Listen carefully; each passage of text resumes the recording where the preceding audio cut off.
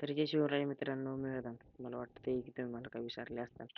तर त्याच्यामध्ये चांगलं आहे. तिथे काही नसताना विसरले कारण आपण केलं आता ब्लॉगिंग चॅनल चालू.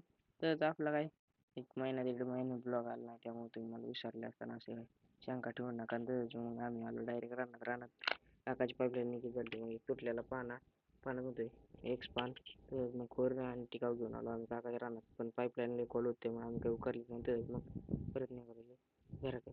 घराकडे निघालो होतं मग काही काकाच्या गाडीत होती हवा कमी मग दिली मारून तर त्यांची गाडी घरी लावून त्यांच्याकडून माझी गाडी घेतली मग मी परत निघालो रानात कारण आपल्याला उसावरती लागायचं होतं पाणी त्यामुळे ठिबकच्या कॉक फिरवायचे एक वरच्या उसात जाऊन कॉक फिरवला ज्याच्या पाणी लावायचं ज्याच्या चालू होतं त्याचं बंद केलं तरच मग काकांची सावलेली दिसली आपण कुठं गप्प बसता गेलो मग त्यांच्यापासून घरी आलो तर लगेच मग आपले डॉन घेतले परत निघालेलो रानात कारण आपल्याला उसावरचं पाणी बघायचं तिकडे ठिबक इकडे हाताने बारी मग काय इकडे हाताने बार द्यायला नाही पाणीच नव्हतं अलीकडं मग ज्याच्या पाणी गेलं नव्हतं त्याच्यावर लावलं आणि ज्याचं झालं तर ते बंद केले परत निघालेलो उन्हात अनाज बिना चपलीचं गाडीकडे कारण चप्पल गाडी सोडली तर मग चप्पल घालून परत निघालो घराकडे निघालो तर मग काही घरी आलो इथले पाय धुवून कारण आपल्याला तो श्रीगोंद्याला निघालो मग काय आपला श्रीगोंदा इथला श्रीगोंद्यातलं फक्त एकच व्हिडिओ निघाला कारण आपला फोन झाला स्विच ऑफ झालं म्हणून आपण लावलं